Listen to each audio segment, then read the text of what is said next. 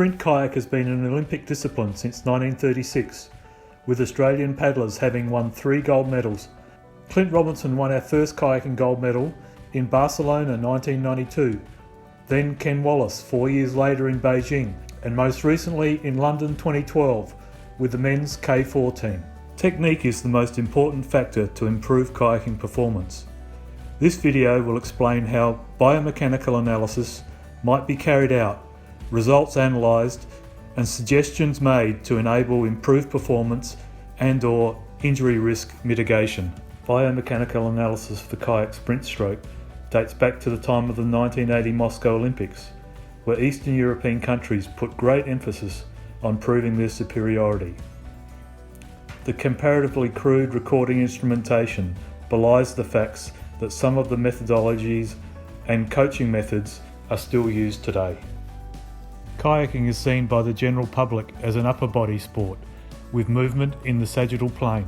However, the reality is that high-level sprint kayak is a whole body activity with movement in all 3 planes. The use of ergometers as a means of kinematic data collection in cyclic sports, allowing large numbers of cycles per trial, has shown to have similar physiological demands as on-water high-intensity kayaking. I propose to analyse the kayak stroke via motion capture of a paddler seated on a kayak ergometer utilising infrared cameras and perform analysis on the data captured. Although many think that the paddle slips through the water, it does in fact lock onto the water, with entry and exit being at the same point. The paddler then applies force to the paddle shaft and to the boat, such that the boat and the paddler pivots around a fixed point, being that of the bottom hand, with the objective to move the boat forward as far and as fast as possible. This concept is best understood if seen from the paddle blade's frame of reference, rather than that of the paddler. The concept of paddling is that the paddle is locked into the water and the paddler pulls himself and his boat past the locked blade. Today I'm on a fixed paddling bench, so I've got a special paddle with holes in the blade that allows the blade to slip through the water. So the phases are 2 phases, very similar to the analogy with the human walking gait. So the first phase is the water phase, and the second phase is the aerial phase. The water phase starts as soon as the blade tip hits the water and finishes when the blade leaves the water. The aerial phase starts immediately and continues until the start of the water phase on the other side. So the sub-phases are entry, where the blade goes into the water to reach full depth, and then the pull phase, as the paddler pulls himself past the blade, and the exit phase is when the blade leaves the water. So entry, pull, exit.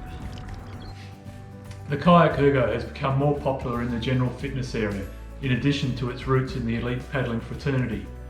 Therefore, the biomechanical analysis of the movement can stretch across the clinical, exercise and sport regimes.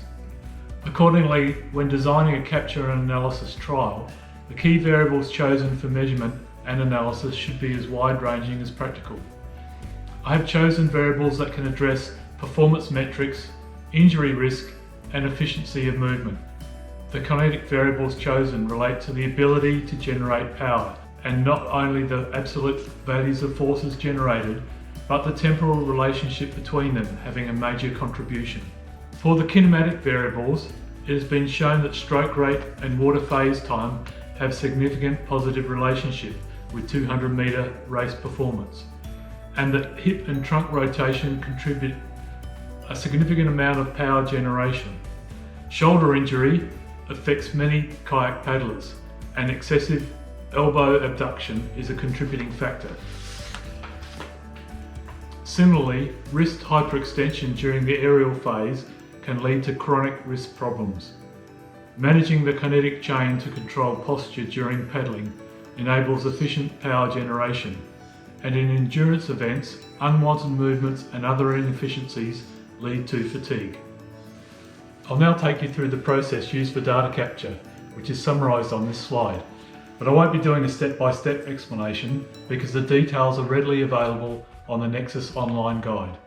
Instead, I'll focus on the aspects that differentiate this movement and the data capture that are different from a typical movement like walking gait.